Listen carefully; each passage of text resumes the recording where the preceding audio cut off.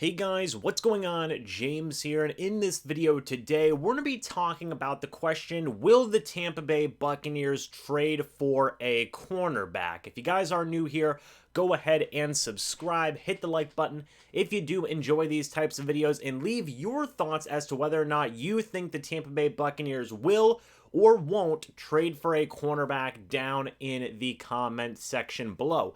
I know when I do usually make these videos, I usually ask the question, should the Tampa Bay Buccaneers trade for a cornerback or not? But I wanted to change it up in this video today and ask the question, will the Tampa Bay Buccaneers trade for a cornerback? Because I already know a lot of you guys are going to say, yes, the Tampa Bay Buccaneers should trade for a cornerback. So I want to kind of think about this on a more realistic level, right? Will they or won't they? And right now, let's start this off by talking about the Tampa Bay Buccaneers cornerback position going into week number 4 versus the New England Patriots. Right now, as it stands, the Buccaneers secondary is banged up. Specifically, the cornerback room is banged up in a major way. Sean Murphy-Bunting is still recovering from his really nasty dislocated elbow injury. I believe it was in early on in week number 1. And then Jamel Dean recently sustained a knee injury. He only played 12 snaps in week number 3 before getting knocked out for the remainder of the game. So again, to say that the Tampa Bay Buccaneers secondary is banged up, that they are dealing with injuries, I think is an understatement. Right now, they could potentially be down their number 2 and number 3 cornerbacks. That's not a good situation to be in. However, despite the injuries, even whenever, the Tampa Bay Buccaneers have had a good number of their corners out there, the secondary has just been struggling, point blank. Even, including or excluding the injuries, just regardless, the Tampa Bay Buccaneers secondary has been struggling mightily. So far, they're averaging 338 passing yards given up per game. That's not good. And yes, they have faced some really good passing offenses. The Dallas Cowboys, the Atlanta Falcons, and the LA Rams. All three of those passing offenses are very potent, but you could always add to a cornerback room that is struggling and also dealing with injuries. And finally, hey, the Tampa Bay Buccaneers do have some options. We're going to be talking about some of those options in this video. One of them is trading for a cornerback, so I thought that I would talk about this possible scenario in this video today. But let's first start off with why the Tampa Bay Buccaneers would trade for a cornerback. What reasons do they have to trade for a cornerback? Well, first things first, trading for a cornerback opens up a variety of players that the Buccaneers can choose to pursue. There are 28 other teams that the Buccaneers could potentially trade with, not including division rivals. That's just kind of a rule for myself personally. You don't trade with division rivals. We really don't see it that often in the NFL in general. So I think, excluding division rivals, because I don't think the Buccaneers would do that, there are 28 other teams. The Buccaneers could choose a lot of guys, and I mean a lot of guys from those 28 other teams to target to potentially add to their team. So it definitely opens up what the Tampa Bay Buccaneers can do in terms of potential options and variety of options. I think the Buccaneers would be able to find a guy that would certainly suit what they would want for a Todd Bowles defense. The second reason is that, again, the Buccaneers are in a win-now mode. This would be a win-now move. You sacrifice future assets for immediate results. That's what win-now teams do. We've seen the Saints do it in the past. We've seen the Rams do it in the past. Whenever teams are in this window, this Super Bowl window where they can win one or more championships, they really will do, anything they can do to bolster their team. We've even seen the Buccaneers do it recently. Of course, they added Tom Brady. They traded for a Rob Gronkowski. They added Antonio Brown. They added Leonard Fournette. They brought back all of their starters this past offseason.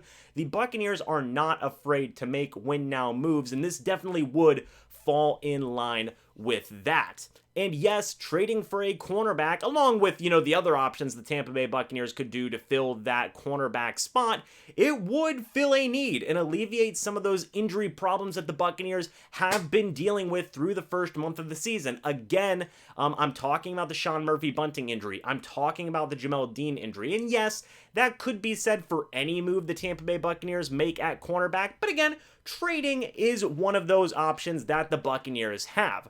The second to last reason that I thought about was fellow teams in the Buccaneers' own division have already been making trades for cornerbacks. You look back to the New Orleans Saints, just a couple of weeks ago, they gave up a 3rd-round draft pick and a 6th-round draft pick to the Houston Texans for Bradley Roby, a very good cornerback in his own right. He's one of the starters for the Saints right now.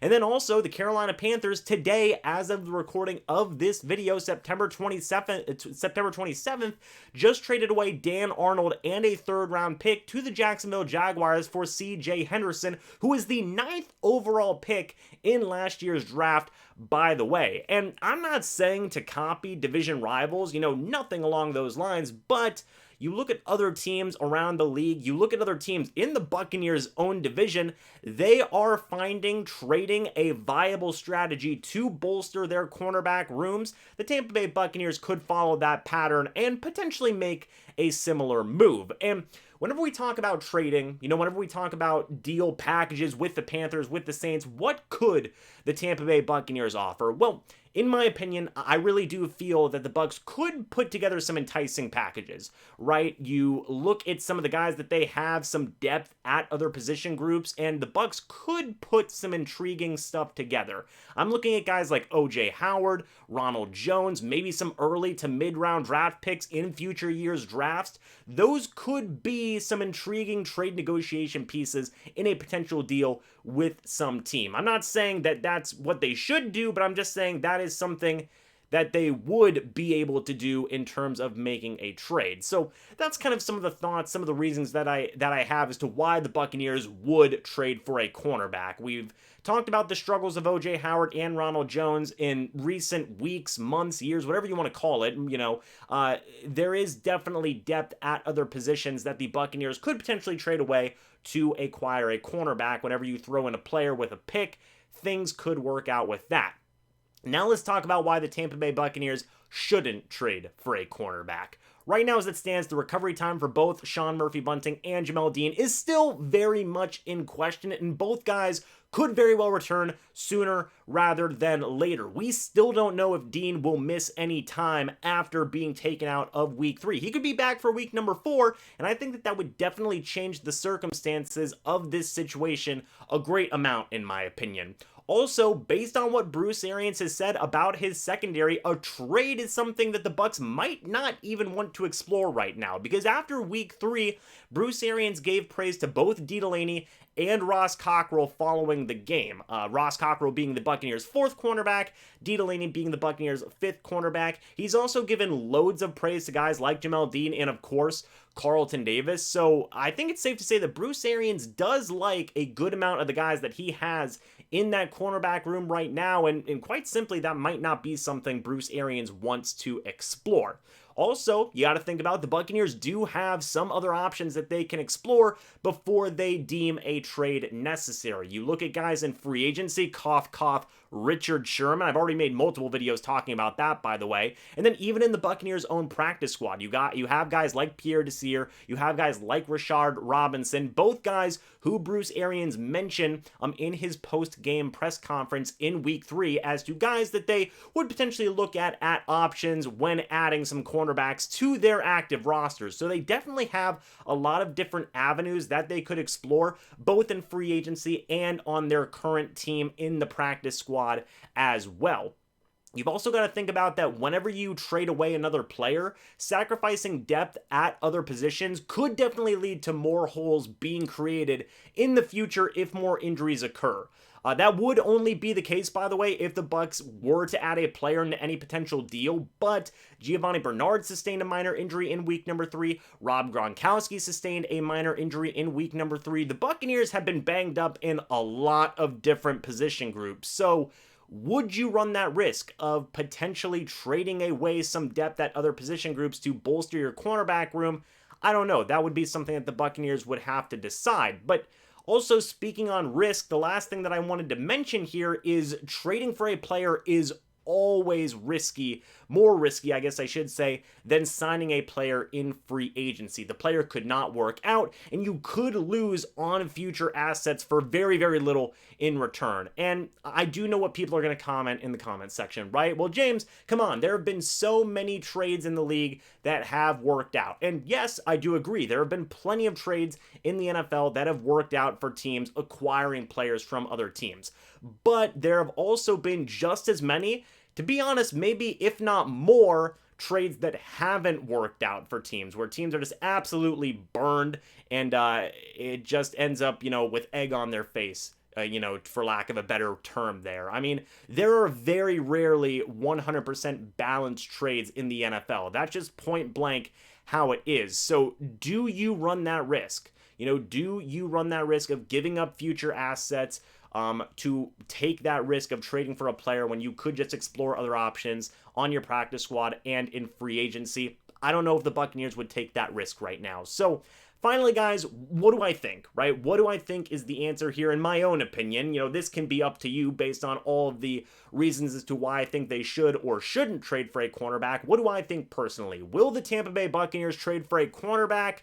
Guys, right now, I don't think the Tampa Bay Buccaneers will trade for a corner. It doesn't make sense based on all of the information that we have right now. You look at some of the things that Bruce Arians has talked about regarding free agent options like Richard Sherman, some of the guys on their practice squad, some of the guys who are dealing with some injuries, the kind of questionable timetables and hope, a sooner rather than later return schedule for both Sean Murphy-Bunting and Jamel Dean. Honestly, again, we don't even know if Jamel Dean will miss any time. And I just don't think it's going to happen. I think right now the Buccaneers will explore other options, both on the team, on the practice squad, and in free agency before they deem a trade is a necessary possibility. So that's just kind of the way I feel. Now, if free agent signings don't work out, if practice squad guys don't work out, maybe the Buccaneers would make a trade closer to the trade deadline, but right now as it stands, while we're still in the first month of the season, I just don't think it's going to happen. I don't think the Buccaneers will trade for a cornerback, but what do you guys think? Let me know your thoughts about this topic down in the comments section below. Do you think the Tampa Bay Buccaneers will or will not trade for a cornerback? And what are some of the trade targets that you would have for the Tampa Bay Buccaneers? Again, give me your thoughts on that. Anyway, guys, thank you so much for watching this video. Hope you all enjoyed, and I will see you all in the next video or the next live stream. But until then, and as always, guys, goodbye for now, and go Bucs.